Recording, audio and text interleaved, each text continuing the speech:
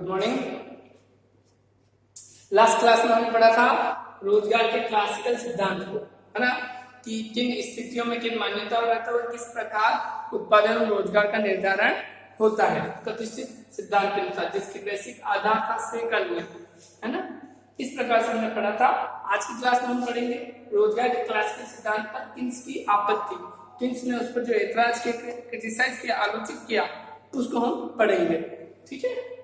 अब बात है क्लासिकल सिद्धांत की। क्लासिकल सिद्धांत 1976 से चला 1929 तक। 1929 तक क्यों? 1929 से 33 ने कि विश्वव्यापी मंदी ने क्लासिकल सिद्धांत के जो आधार थे, जो नियम थे, उनके खोखलापनों को उजागर किया। वो धराशायी हो गए और वो बिल्कुल व्यर्थ दिखाई देने लगे, क्योंकि इनका बेसिक थ्योरी थी से का नियम। इस सिद्धांत की से पहले भी और लोगों ने उस पर आपत्तियां की थी। समाजवादी उपवादकारी कार्ल मार्क्स, मार्क्स ने आलोचना की। उसके अलावा भी हॉब्सन, हफ्तैलियन और क्लार्क जैसे अर्थशास्त्री ने भी आलोचना किया। किंतु किन्स ने 1936 में अपनी किताब 1936 में अपनी किताब the general theory of employment, interest and money, उसमें इस सिद्धांत पर बड़ी आपत्तियां नया सिद्धांत प्रस्तुत किया। तो वो क्या आपत्तियां किसने की है उसको हम समझने की कोशिश करेंगे। मुख्य रूप से जो आपत्तियां और आलोचना होती है वो सिद्धांत की मान्यताओं से निकलती है। तो सबसे बड़ी जो मान्यता नियम लेकर चले वो है से का नियम। तो से का नियम जो है कि पूर्ति अपनी मांग स्वयं उत्पन्न करती है। क्या कहा इसको? किसने क्या कहा? यह नियम भ्रमात्मक एवं दोषपूर्ण है। क्या है? भ्रमात्मक एवं दोषपूर्ण है। भ्रमात्मक एवं दोषपूर्ण कैसे?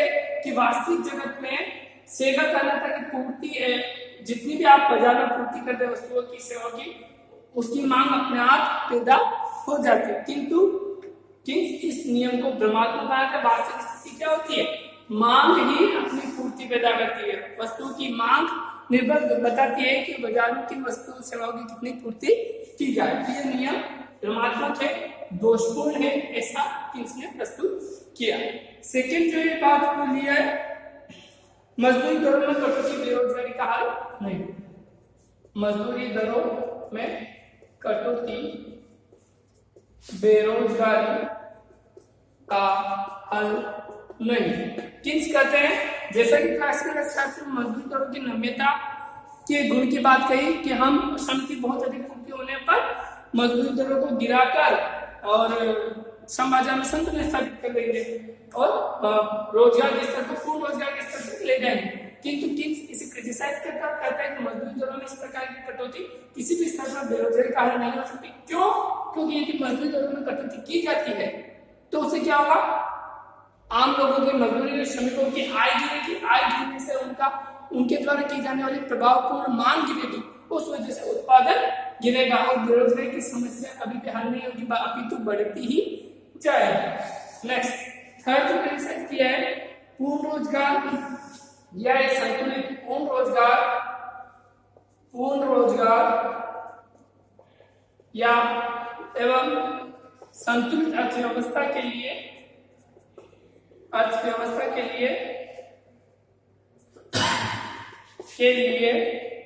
राज्य हस्तक्षेप जरूरी है। मुख्य बात, राज्य हस्तक्षेप आवश्यक है, जरूरी है ना। क्लासिकल इकोनॉमिक्स मानते थे कि जो अर्थव्यवस्था उन्हें स्वतंत्र मुक्त प्रवाह करने दीजिए। मुक्त अर्थव्यवस्था की बात करते थे, लेजर फेयर पॉलिसी की बात करते थे, बंद नीति की बात करते थे।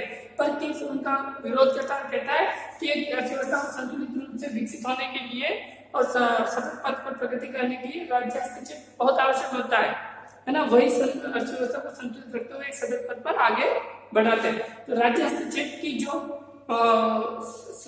वो लोग क्लासिकल अर्थशास्त्री राज्य हस्तक्षेप को अनावश्यक मानते थे, उनके विरोध में किस क्या कहते हैं? राज्य हस्तक्षेप आवश्यक है। राज्य सरकारें देश की सरकारें विभिन्न प्रावधानों के द्वारा अर्थव्यवस्था के लिए अच्छे और पूर्ण रोजगार की स्थिति प्राप्त करने के लिए कार्य करे।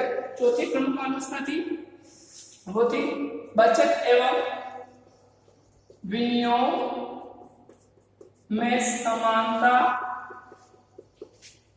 ब्याज दर से न होकर आय स्तरों से होती है, आय से होती है। क्लासिकल अर्थशास्त्री बचत और विनियोग के लिए क्या कंसेप्ट देते थे कि बचत और विनियोग पहले तो कहते थे आय, समस्त आय श्रमिक या व्यक्ति समस्त आय उपभोग पर खर्च करते, अगर कुछ बचा भी देते तो उसे विनियोग कर देते। और बचत और विनियोग में समानता के लिए क्या है, बचत और विनियोग में समानता ब्याज दर से होती। यदि बचतें अधिक है तो ब्याज दरें गिर जाएगी और विनियोग के साथ समानता स्थापित कर लेगी। यदि विनियोग अधिक है तो ब्याज दर बढ़ जाएगी और बचत के साथ समानता स्थापित करेगी। किंतु किस इस चीज का विरोध करता है, किस कहता है कि इन दोनों में समानता ब्याज दर से ना होकर आय स्तरों से होती है, आय से होती है। बचत जो है वो निर्भर करती है, saving is equal to function of income, लोगों की आय से संबंध है। अगर आय बढ़ती है लोगों की तो वो बचत बढ़ाते, नहीं कि ब्याज दर के बढ़ने से। विनियोग के लिए किस कहते हैं, investment is equal to function of RMEC, marginal efficiency, पूंजी की सीमांत कुशलता पर निर्भर करती है। तो इन दोनों को लिए कहा है बचत और विनियोग में समानता ब्याज दर ना होकर आय से निर्भर, आय पर निर्भर करती है, आय से निर्धारित होती है। नेक्स्ट लेते हैं पूर्ण प्रतियोगिता एक काल्पनिक एवं मिथ्या है। वास्तविक जगत में पूर्ण प्रतियोगिता कहीं पर भी उपस्थित नहीं है।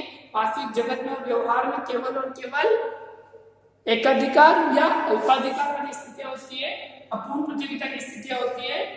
पूर्ण प्रतियोगिता बाजार की आदर्श स्थिति नहीं है, वो प्राप्त नहीं की जा सकती। नेक्स्ट है ये व्यापार क्लासिकल थ्योरी व्यापार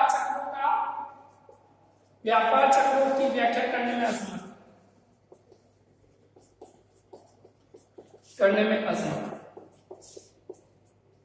यह क्लासिकल थ्योरी पूर्ण रोजगार की मान्यता लेकर चलती है, अर्थात उनके अनुसार व्यापार चक्र होते ही नहीं है और उनकी व्याख्या नहीं कर सकते। पर एक अर्थव्यवस्था हमेशा सदैव एक व्यापार चक्र में होते हुए ही सतत प्रगति के पथ पर आगे बढ़ती है।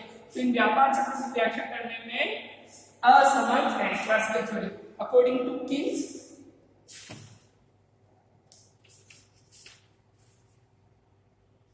एक किसने कहा है कि इन्होंने वास्तविक क्लासिकल थ्योरी, क्लासिकल सिद्धांत, वास्तविक सिद्धांत, उत्पादन रोजगार के वास्तविक सिद्धांत को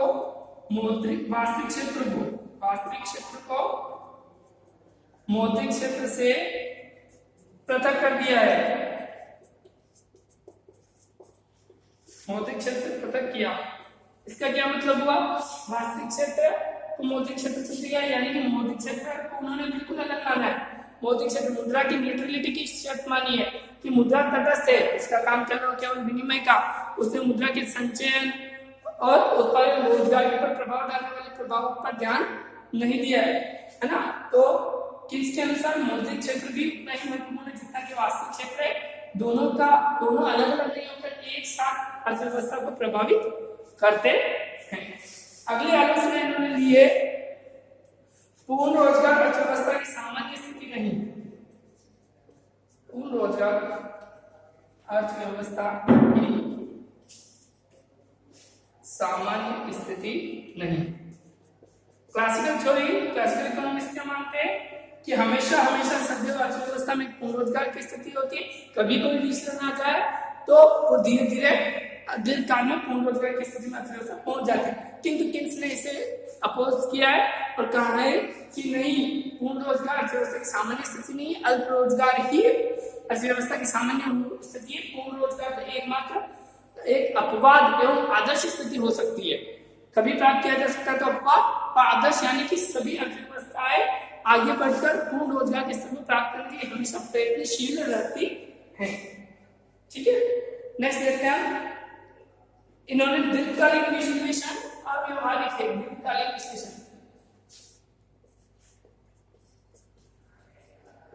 विश्लेषण और व्यवहारिक। किंस करते हैं इनका जो विश्लेषण है दीर्घकाल के लिए, और दीर्घकाल में हम सभी मर जाते हैं, अर्थात दीर्घकालीन विश्लेषण ज्यादा महत्वपूर्ण नहीं है, अतः उन्होंने दीर्घकालीन विश्लेषण की जगह अल्पकालीन विश्लेषण पर बल दिया है। अल्पकाल के लिए इसमें कोई बात नहीं है। इसमें मौद्रिक एवं राजकोषीय नीतियों की महत्वपूर्ण भूमिका की पेशकश की है।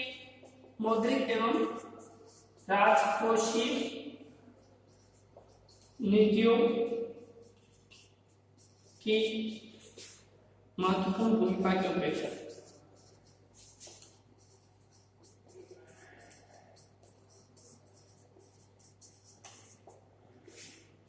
क्लासिकल सिद्धांत में मुक्त अर्थव्यवस्था की बात की, स्वतंत्र अर्थव्यवस्था की बात की, उनके यहाँ मौद्रिक एवं राजनीतिक राजकोषीय नीतियों के लिए कोई स्थान नहीं है कि देश की केंद्रीय में किस प्रकार आप मौद्रिक परिवर्तन करके, मुद्रा की मात्रा परिवर्तन करके उत्पादन रोजगार के स्थान पर प्राप्त कर सके, और राजकोषीय नीति सरकार किस प्रकार के प्रावधान कर देश में पूर्ण रोजगार या बेरोजगारी के हल कर सके, ऐसी कोई बात उन्होंने नहीं की। जबकि वास्तविक अर्थों में बेरोजगारी के हल के लिए, पूर्ण रोजगार प्राप्त करने के लिए, देश में मुद्रास्फीति को नियंत्रित करने के लिए, इन सब चीजों के मौद्रिक एवं राजकोषीय नीतियों की महत्वपूर्ण भूमिका होती है। अगली जो आलोचना की है वो देखते हैं, नेक्स्ट इन्होंने कहा है मुद्रा मांग की अपूर्ण व्याख्या। मुद्रा मांग की अपूर्ण व्याख्या। क्लासिकल इकोनॉमिक्स के अनुसार मुद्रा मांग केवल एक चीज के लिए होती है, विनिमय के लिए, है ना, विनिमय के लिए। किस कहते हैं मुद्रा की मांग तीन प्रमुख उद्देश्यों के लिए होती है, विनिमय के लिए और आकस्मिक लेन देनों के लिए, विनिमय के लिए होती है, और सट्टा मांग की मुख्य रूप से उपेक्षा की स्थिति है। मुद्रा की मांग सट्टा उद्देश्य से भी की जाती है, तो इस उद्देश्य की इन्होंने क्या किया, सट्टा उद्देश्य की मांग के लिए की अवहेलना की है। एक संचय मांग, मुद्रा की सट्टा मांग और संचय मांग की उपेक्षा की है। केवल क्लासिकल अर्थशास्त्र में केवल मुद्रा की विनिमय मांग, लेन देन मांग की बात की गई थी। अगला प्रश्न क्रिटिसाइज किया है कि अनेक अन्य अव्यवहारिक मान्यताएं,